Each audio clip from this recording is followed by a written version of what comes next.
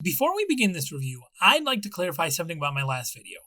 My thoughts on Paper Mario: The Origami King being Sticker Star 3 were just my feelings on how the game was presented by the Treehouse Live. Obviously, I hadn't played the game yet, but thought, and still do think, that the Treehouse made the Origami King look like Sticker Star 3. So, after getting to play and beat the Origami King, do I think it's Sticker Star 3? Let's review.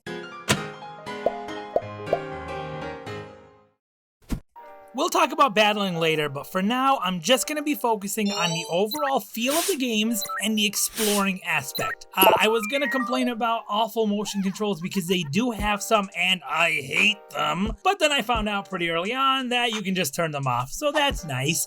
If you hate the motion controls like me and you didn't know you can turn them off, there you go, turn them off. The two gimmicks of the exploration of this game are filling in holes with confetti and gathering up hidden toads. I personally really enjoyed the confetti mechanic. It's equivalent to the filling in color mechanic in Color Splash, but not as important. There are some holes you need to fill to fix broken roads or stairs so you can move on in the story, but most holes are just there to give you something to do as you make your way through the areas. Even the ones that absolutely must be filled are never really a hassle, and there's typically always confetti to be found somewhere.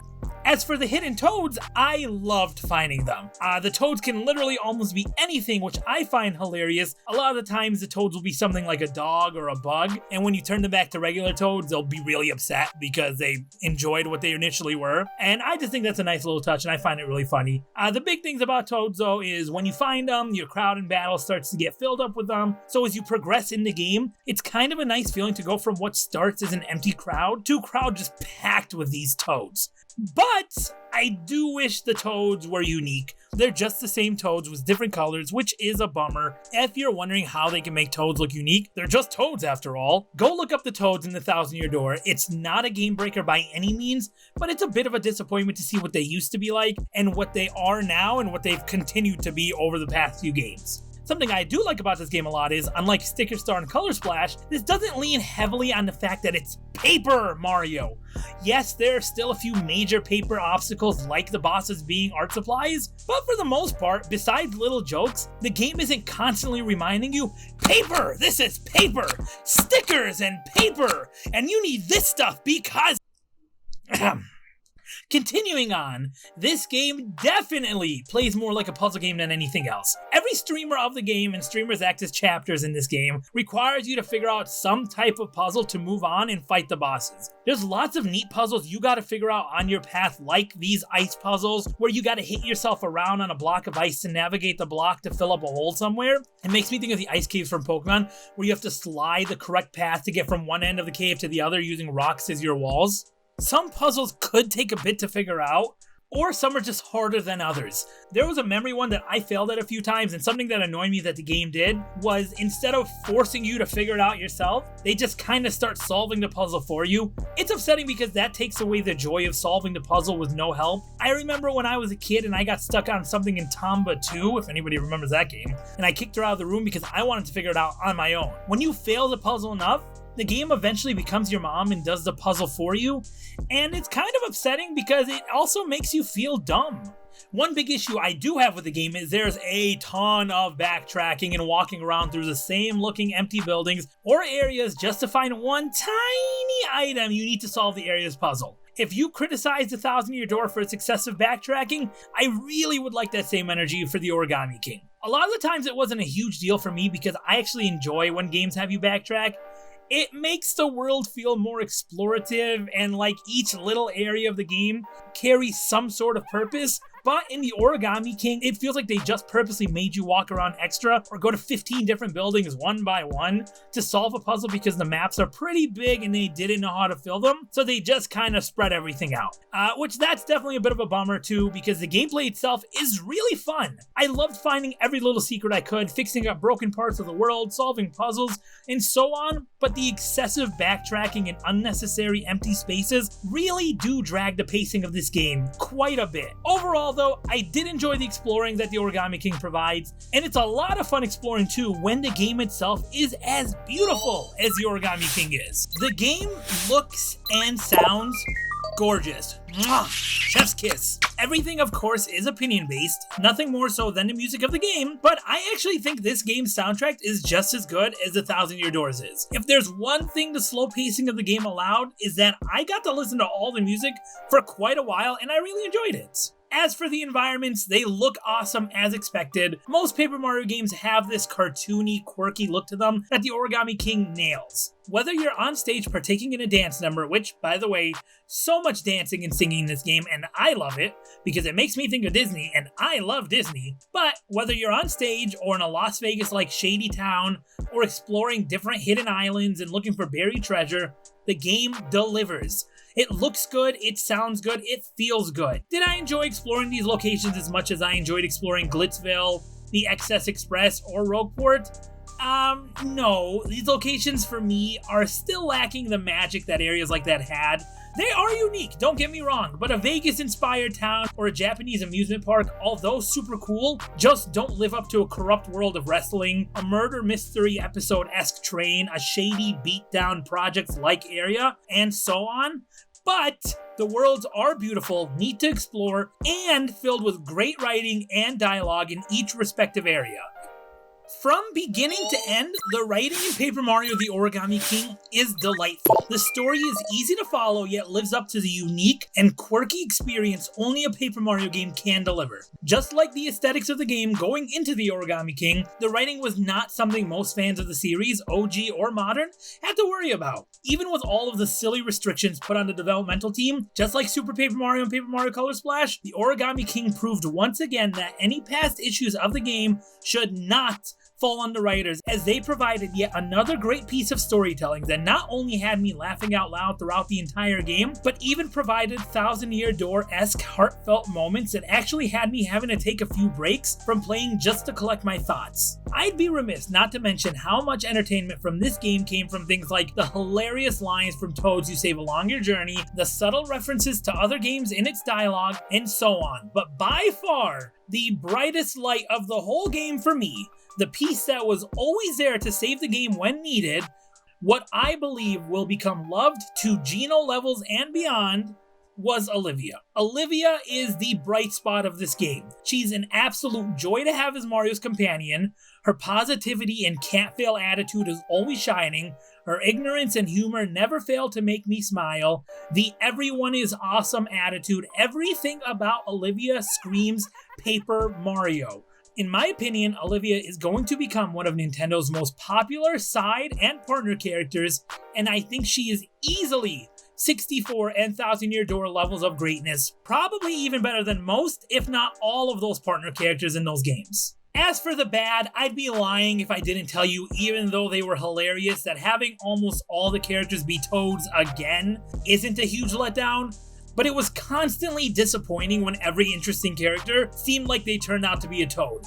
My biggest issue with the majority of NPCs being basic Toads isn't just the obvious blandness of it, but that it becomes hard to buy into some characters when they're supposed to be a professor with years of studying to back up his vast knowledge, or the captain of a ship who's been sailing for so long that he knows the seas like he knows the back of his hand, or a museum curator, or a shopkeeper, and more, and they all just look like the same baby with slightly different clothing. It was a letdown in Sticker Star, a letdown in Color Splash, and a letdown in Origami King, especially when you know it has nothing to do with the people who make these games losing their edge. It's just because they have to work with such silly rules that don't allow them to be as creative as they are, and forces them to purposely make a game less enjoyable than it can be.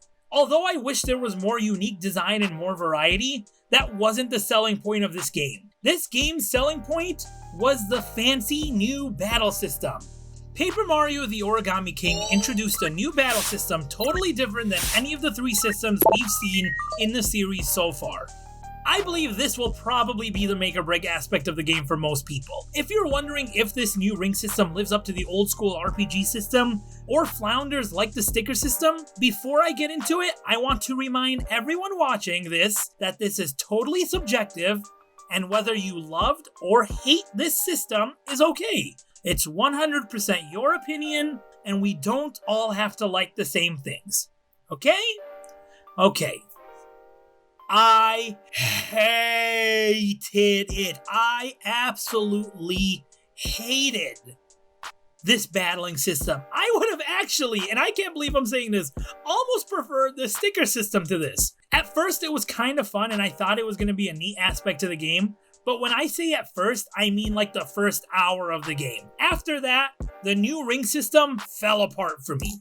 First off, and I'm only mentioning this because I think I have to, even though most people know this already, there is no XP in this system, no FP, no real leveling. You just increase your heart through storyline progression. You'll just come by these hearts that'll increase your overall HP and make you a little bit stronger, but that's about it. But that's okay, you don't need XP for a good battling system. So why do I hate this system so much? Starting with regular battles with regular baddies, the main gimmick of this ring system is lining up your enemies by either turning the rings around or moving slots in and out to get the enemies to fall in a straight line for a jumping attack or in a box of 4 for a hammer attack. Quickly on that, this isn't the biggest issue with the system, but besides a couple of items, this is about the furthest extent of the fighting. You get different breakable badges, which do last quite a while for your jump and hammer attacks, but they all basically do the same thing with the exception of the iron boots to be able to jump on spiked enemies. Unless I missed something, I saw no badges to make the baddies shrink or make them dizzy or put them to sleep,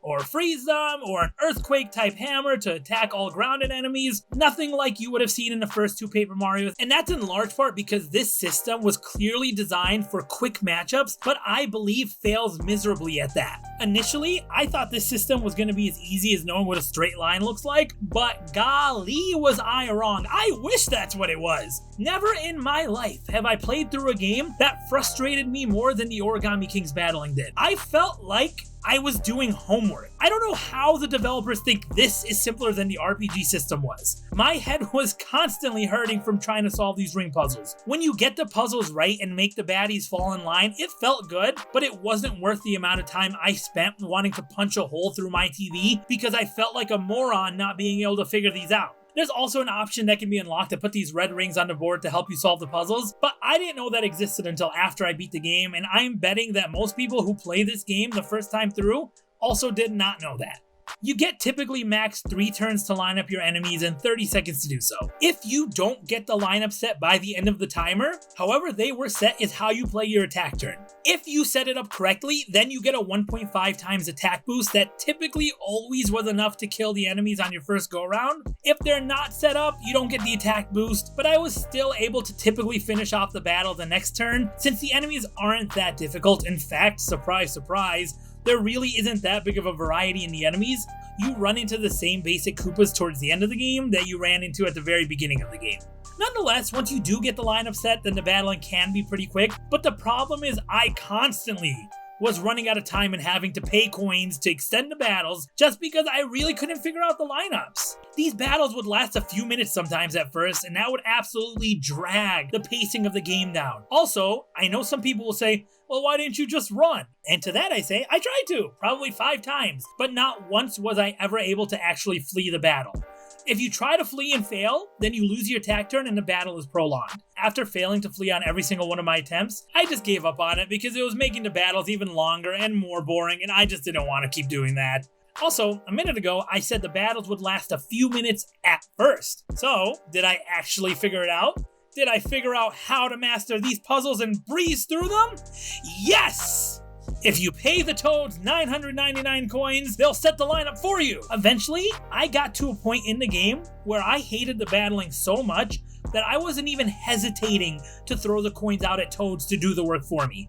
I spent tens of thousands, maybe hundreds of thousands of coins on the Toads without thinking twice about it because, and here's another issue with the system, the coins are your rewards for winning battles, so the battling doesn't really serve a purpose. The reward system isn't like Sticker Star. It did have benefits, but they were few, and considering that most people who play games don't even attempt to 100% them, the rewards didn't make me feel like I needed to battle. I found coins to have 2 purposes. Use them to buy some fairly expensive collectibles, or recycle them in battles. For the collectibles part, it's nice to get coins to be able to buy them, but most people who play this game likely will just beat the story and never touch the game again, as most people do with most games they play. So that right there makes it so one of the needs for coins becomes very specific to a certain audience. Also, these collectibles you buy are ridiculously priced. And I wonder why. Could it be that collectibles are overpriced purposely so that you feel like you need coins more, and as a result, the battles feel like they serve more of a purpose? If you're not going for collectibles, you could also use the money on items for healing or badges, but you'll come by a decent amount of free badges in the world, and the badges last quite a bit of time, so there's rarely a need to waste money on them. Also, with the 1.5 times attack boost for lining up enemies correctly, a lot of the time you could beat them with your regular hammer and jump attacks, which are permanent, those don't break, which causes even less need for badges. As for using the money on mushrooms or items like fire flowers, I didn't even use my first fire flower until way late into the game, and I mainly only used it because I forgot I had them, so I wanted to test them out.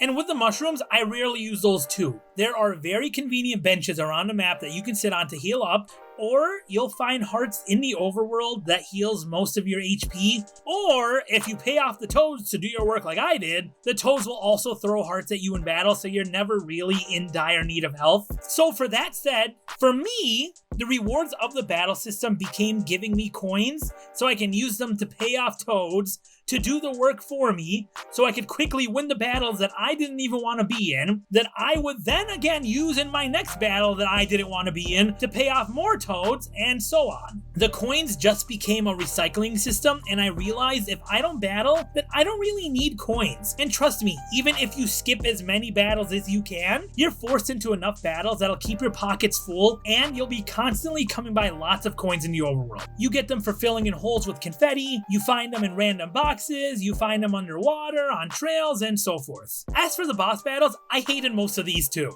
You have 2 sets of bosses from each streamer. Without spoiling too much, you have the Velumentals, which are these cool elemental beasts, and then you have art supplies. After seeing the Velumentals, I don't care what the reason the game or the makers of the game give me. They could have done something far more unique with the big bad guys of each world instead of literal rolls of tape and scissors. I will say though, the last few big fights are actually pretty fun, and I suggest if you do buy this game to play it through, because this game does get stronger towards the end, but the majority of boss battles are sloppy. The big difference in boss battles versus regular ones is that you battle the bosses from outside of the circle and work your way in rather than being at the center of the circle. I won't call these battles pointless because they are bosses, so they all serve their purpose of course, but my issue with the battles are that it can take quite a bit of time to figure out what you even have to do to take down the big bad boss, and lots of the time, rubber band man, if you misplay a turn, the boss will do something that kind of scraps everything you've already done, so you, in a sense, restart the battle, and it feels like a huge waste of time. Also, at times, the only move you can make in these battles is to open up a treasure chest to get a spot you need for the next turn, so again, just wasting time and prolonging the battles needlessly. I spent over half an hour on most boss battles, and that wasn't because the battles are hard, it's just because there are mechanics put into the battles that purposely prolong them. I guess the idea here is the longer the battle, the more epic it feels, but that's not preaching truth if the half hour you take for the battle is spent mainly just standing around and waiting for the next turn to come so you can actually do something, or having to restart parts of the battle essentially because you misplayed once due to a vague and confusing strategy you need to find to beat the bosses. The battle system constantly felt like it was disrespecting my time. And you know what the saddest thing about the battle system is though? The saddest thing is, well, they could have just stuck to the RPG system, because if it ain't broke, don't fix it. But the second saddest thing is there are actually a few real-time battles in this game, and those are actually pretty fun. They play like Super Paper Mario or a 3D Mario game, and it really works with the Origami King. I think the funny thing I got out of the game once I finished it was, due to a lack of partners and no leveling up system, the best system they could have used for this game, I felt, was actually the most overlooked game in the series, which would have been Super Paper Mario system. If they were to do a sequel, I'd suggest, if Nintendo still refuses to go back to allowing partners and having super unique characters, that they skip the ring, RPG and sticker system, and use Super Paper Mario system. I really believe that would have worked best with this game. Paper Mario the Origami King has that Paper Mario charm fans of the series hope for every new game. It pushes regular Nintendo storyline boundaries and regularly had my attention. Although there aren't many unique characters and most of the character design is the same boring, typical designs we've become accustomed to in the Paper Mario series lately, the characters who work. Olivia was the highlight of the game for me, and I really loved adventuring through worlds that felt to me like, if they were allowed to have the same variety the first 3 Paper Marios had, would have stood out to the extent that the first 3 stood out. The game is hindered by a lackluster and obnoxious battle system that will make or break the game for a lot of fans. It's a battle system I wouldn't recommend bringing back, even if the Origami King gets a sequel. The boss fights felt sloppy, and more often than not, I was just happy to be done with them, so I can get on with my life rather than feeling good about getting through another set of boss battles in a Paper Mario game that pales in comparison to the first 3's big battles. Although the Velumentals were cool to see, I still had no interest in fighting more paper-themed characters that mostly felt forced into the game, like scissors and tape and rubber bands and so on. The design of the Velumentals and other Origami characters were beautiful, so I know they could have found a better set of big baddies to stop you on your journey to stopping Ollie, the game's antagonist. The new battle system, along with quite a bit of backtracking, really hurts the pacing of the game. Although the game has an issue with its pacing, there are enough strong moments, whether through interesting puzzles to solve, hilarious Toad one-liners, or some shocking moments that you'll have to play the game to see, that kept me interested. The game looks gorgeous, probably the best of the series, but you'd expect that from the latest entry of any series. Although some people think you can't compare games to their predecessors, I think the opposite. If LeBron James gives you a 17 point, 5 rebound, 4 assist game, that's a pretty good game for almost any NBA player. But not LeBron. Why? Because we have other games to go off of, and we know that LeBron, on a normal night, would be dropping 27, 8, and 7, not 17, 5, and 5. The Origami King kind of feels like that. It's a pretty good game that we know could have been legendary had all of these silly restrictions not be put on the game. At the same time, though, the game is even better knowing what it could have been in a bad way. Keeping all that in mind, grading the Origami King on what it is, what it could have been, and what it has the potential to be, I give Paper Mario the Origami King a solid grilled cheese sandwich. They didn't have a lot to work with, but they took what they had available and made something pretty enjoyable. So, I give it a solid B-.